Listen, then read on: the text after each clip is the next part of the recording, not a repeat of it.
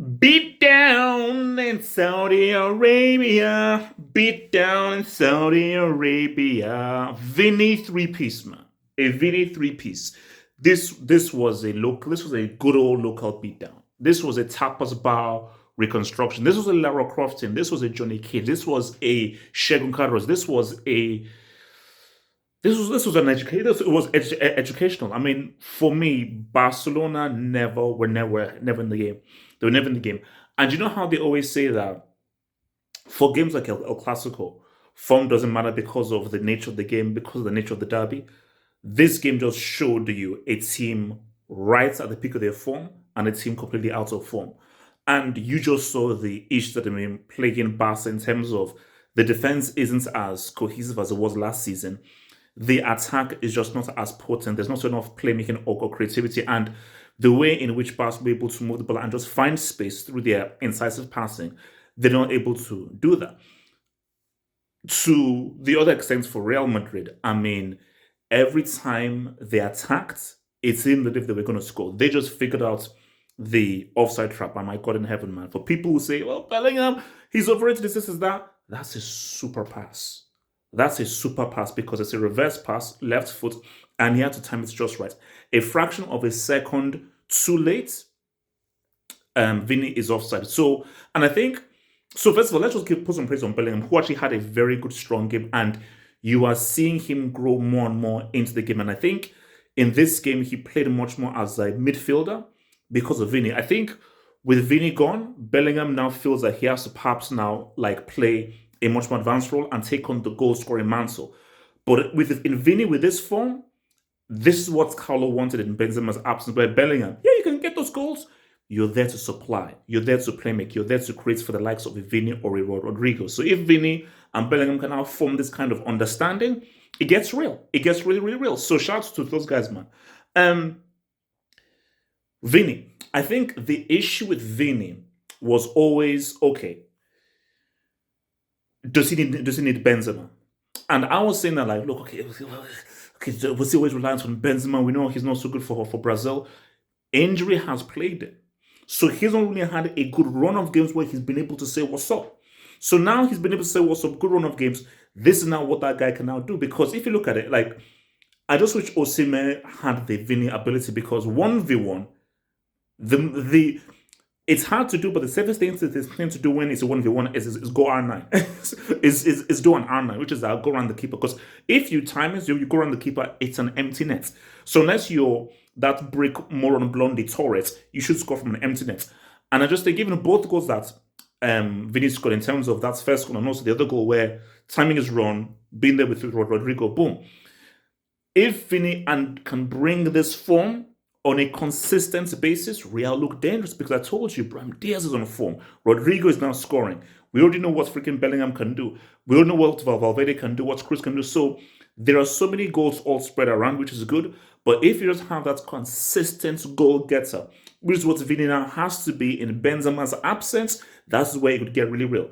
For Barcelona, look, why need to start Felix? Yeah, he's a bomb, he's trash, he's overrated. I'll ask you now, Barca fans. Felix starts would that have been such a bad thing? Xavi's going to get a lot of hits for this. He will. He will. And can Xavi be defended here?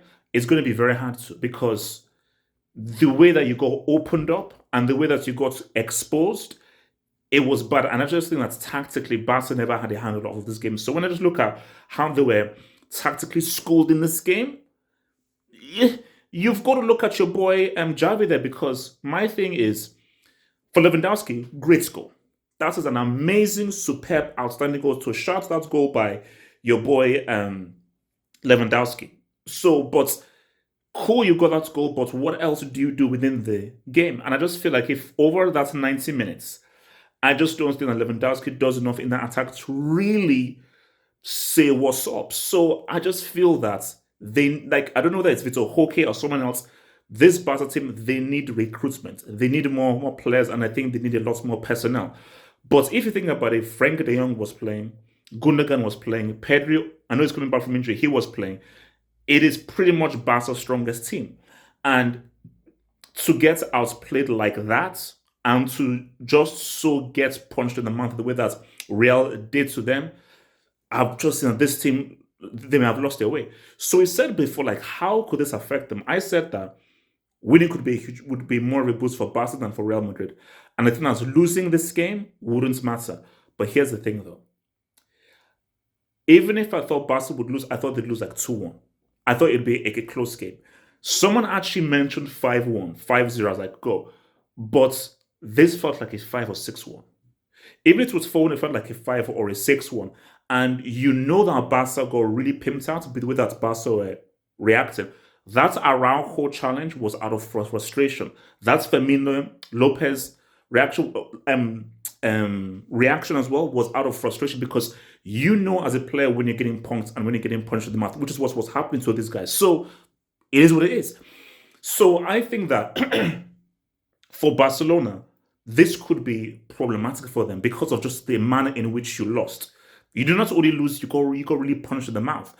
And it just goes to show that they need recruitment. They need recruits. They need players. They need better personnel. But then, for me, I say that though, you look at that team and you look at the talents on that pitch, a better manager does better.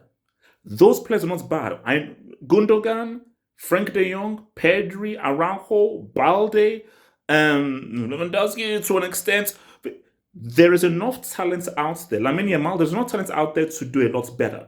So I just felt that, especially with that, because let's be real, Barca lost that game because of that high line. Yeah, the Araujo challenge, yeah, I get that, but that high line, basically, to go 2-0 down so early, the game was done. The game ended there. The game literally ended there because literally it was 0-0 before you know it was 2-0. So by the time they went 2-0 down so early against a team like Real Madrid, it was already an uphill struggle. So you have to look at Xavi in terms of what happened there. How did you allow your team to go down that early? And did you not really take into account VINI's speed and how VINI's speed could not break that your offside trap because you are playing a very high line.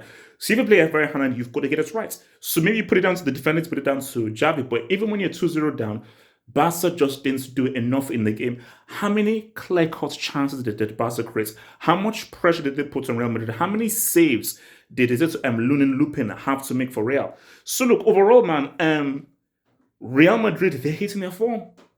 They're hitting their stride. Everybody's playing really well. And it is at the right moment because we're not entering the second half of the season. We're now about to enter into the UCL knockouts next month. This Real Madrid, they're now cooking now. For me, we're looking at La Liga winners. Copa del Rey, UCL, let's see. But these are the La Liga. We are looking at the La Liga winners. Real Madrid are winning at least 2 trophies this season, which is this trophy and La Liga trophy. The other ones I don't know because everyone is cooking. For Barca, Xavi just needs to, because if they play like this against Napoli, they will lose to Napoli. And if they keep on playing like this, dare I say, they'll be fighting for, I don't even want to say it, if they keep playing like this, they may be fighting for top 4. So for Xavi, you've got to coach better, manage better, and just get much better effectiveness out of these dudes, man. Like the vid, subscribe, head over there to the website, and join us for our live reaction.